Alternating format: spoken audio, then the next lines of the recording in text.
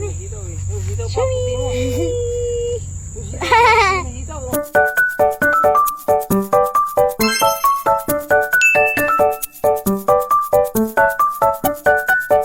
guys, nandito pa kami sa farm ng ninang ko. Ang dami niya pong tanim. Meron pong repolyo, pechay, at labanos po. Tara. Manguha tayo. Anak ka to, tingnan mo. Ayun, oh. Nari, tingnan mo.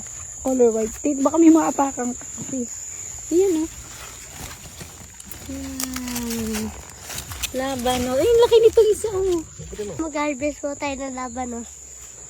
Ayan.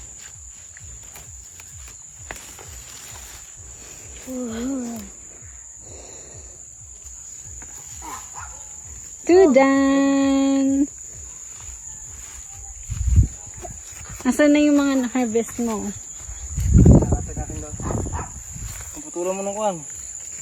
Daon. Patingin ng mga harvest mo. Bakit mo? Ang pang-harvest namin. Pechay, labanos.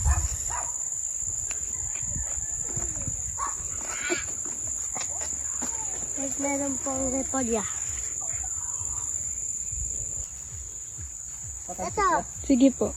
Saboy mo lang yan? Wow, laki! Kita mo. Shami, wow! Kukuha po tayong repolyo.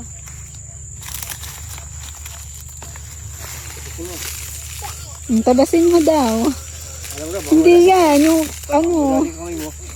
Ayan.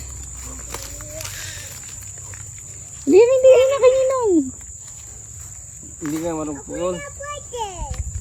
Putulin mo muna yung may lupa, anak. Ay, ganun hawak mo. Dito hawakan mo. Dito. Yan, dali. Tapos dito.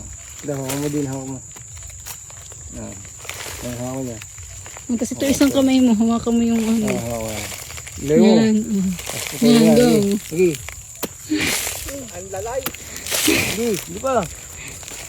Tirahin mo. Yan, very good. Tingin. Kuya.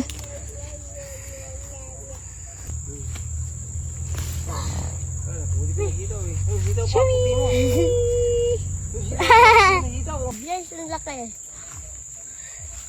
Hello guys, meron din po palang sitaw. Magkalapit.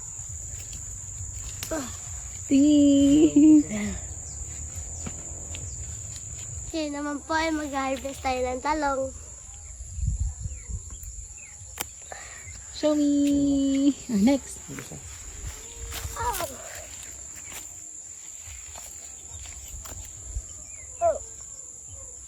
Hindi dyan ang hawa. Huwag mo tatanggalin dapat yung brown. Ayan. Hirap kasi.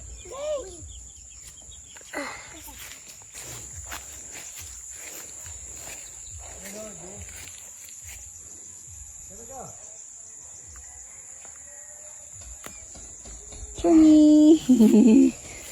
What's that? Talong.